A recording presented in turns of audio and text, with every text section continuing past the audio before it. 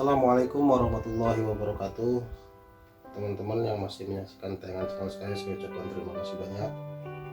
Di kesempatan video ini kita akan mempelajari kembali untuk pembelajaran kelas 10 tentang notasi flowchart. Setelah kemarin saya tugaskan untuk membuat rangkuman beberapa simbol notasi flowchart, maka pada pertemuan kali ini kita akan bahas penerapan bagaimana caranya kita menggambar sesuai dengan kaidah informatika agar lebih mudah dipahami. Contoh, kita di situ sudah mengenal dengan beberapa simbol. Ada simbol berikut ini, simbol notasi flowchart yang sering digunakan. Ada terminator, ada preparation, ada kondisi.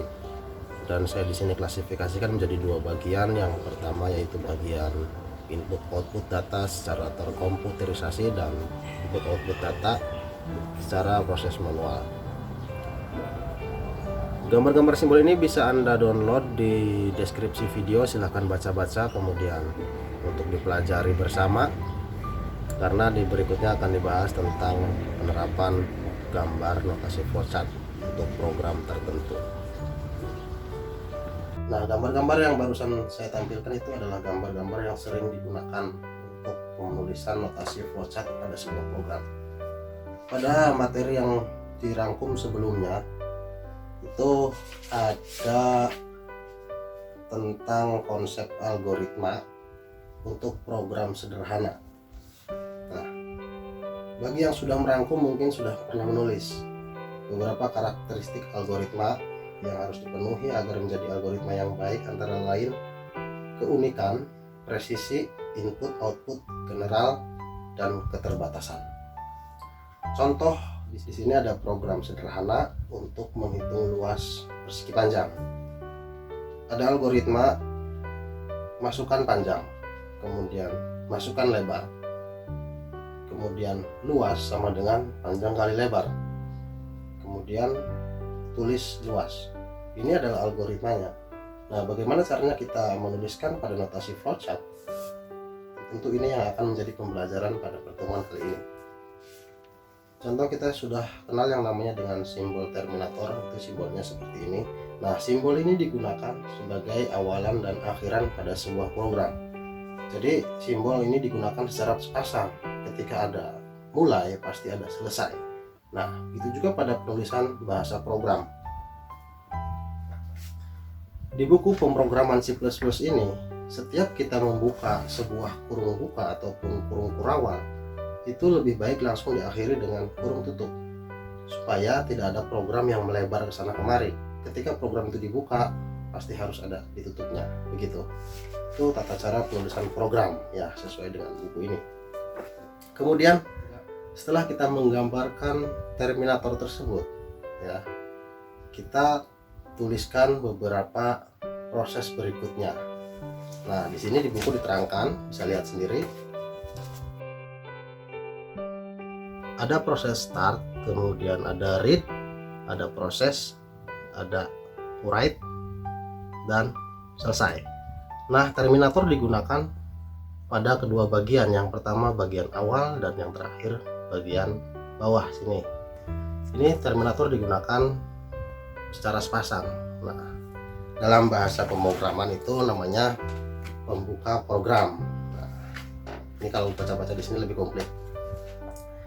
Sebenarnya kalau kita mau membuat program untuk hal tadi untuk mencari luas persegi panjang, itu di sini ada masukkan panjang, masukkan lebar, kemudian rumusnya luas sama dengan panjang kali lebar.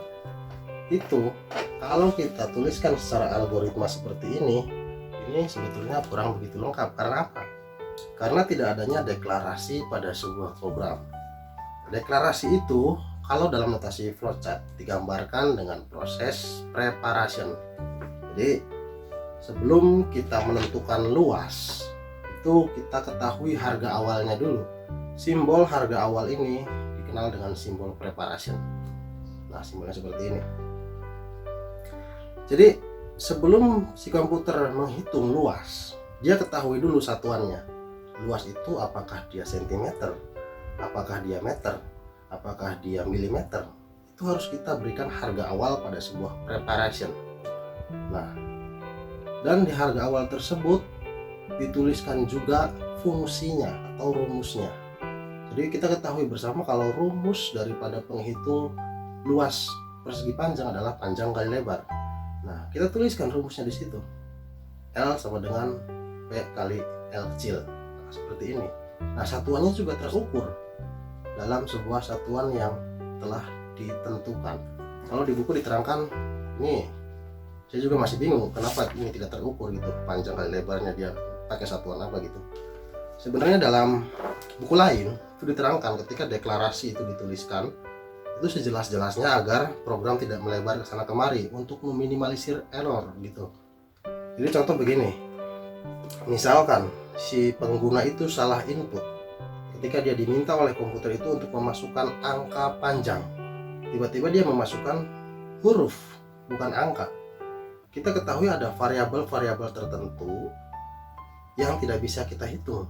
Misalkan ada panjang sama dengan 5 cm, kemudian lebarnya berapa? Lebarnya yang harus diinputkan itu misalkan angka 10, tetapi user memasukkannya angka I dengan 0. Itu kan tidak bisa terhitung. Karena apa? Karena di situ variabelnya berbeda. Ya. Jadi kenapa perlunya ada deklarasi di sini? Itu adalah untuk mengarahkan program supaya lebih terstruktur, kemudian penulisan sistematika programnya itu lebih terarah dan menghasilkan hasil yang akurat. Karena konsep algoritma itu di sini diterangkan bahwa mempunyai keunikan presisi antara input dan output dan bisa ditarik generalisasi. Jadi begitu. Sebaiknya, jadi teman-teman sebaiknya untuk penulisan notasi flowchart ini setelah adanya terminator awal kita buka dengan deklarasi preparation.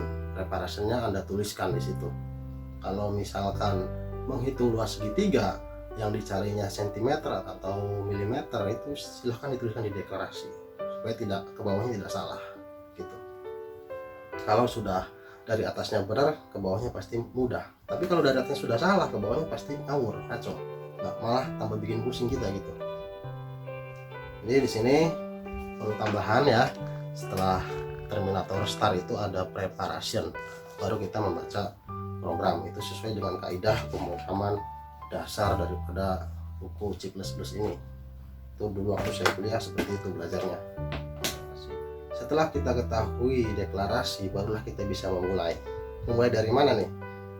Karena tadi contohnya itu program penghitung luas persegi panjang, kita mulai untuk mencari panjang dan lebar. Nah, si komputer itu akan membaca. Bagaimana caranya dia mengetahui pembacaan tersebut? Diberikanlah sebuah pertanyaan. Nah, komputer akan memberikan pertanyaan berapa panjangnya.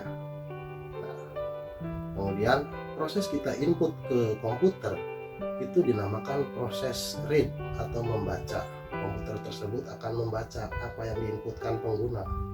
Kalau diinputnya 9 maka dia terbaca sebagai angka. Nah, angka tersebut sudah masuk dalam variabel di atas yang di bagian preparation itu termasuk dalam golongan angka. Oke, nggak apa-apa.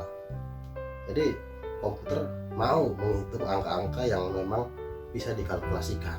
Bedanya seperti tadi, ketika dalam deklarasinya salah maka ke bawahnya akan salah gitu. Oke, mungkin masih sedikit bingung ya, silakan yang bingung bertanya saja di bawah, boleh berkomentar di kolom komentar. Dan bagi teman-teman yang merasa tertarik dengan tayangan pembahasan ini, silakan subscribe, kemudian bagikan video ini kepada teman-teman yang lainnya supaya lebih bermanfaat. Dan di pertemuan berikutnya kita akan lebih memperdalam untuk operator algoritma. Karena apa? Karena komputer itu akan bekerja ketika adanya sebuah operator. Nah, terima kasih telah menyimak dari awal sampai akhir. Untuk pembahasan lebih lanjut, saya tugaskan dulu untuk merangkum. Ada beberapa operator yang harus dirangkum, kemudian nanti saya terangkan lebih lanjut. Saya akhiri, wallahul muwaffiq ila aqwamit thoriq. Wassalamualaikum warahmatullahi wabarakatuh.